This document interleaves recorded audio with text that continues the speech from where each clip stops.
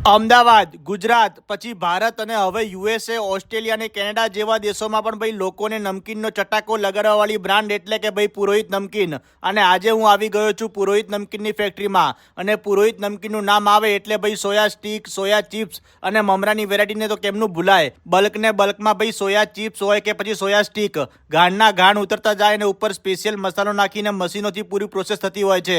અને બીજી બાજુ ભાઈ પેકેજિંગની ધબધબાટી બોલતી જ જાય. અને એના સિવાય ભાઈ સેવ, ગાંઠિયા, વેફર, પાપડી અને ફૂલવડીની પણ ભાઈ પ્રોડક્ટ કન્ટિન્યુ બલ્કમાં બને છે.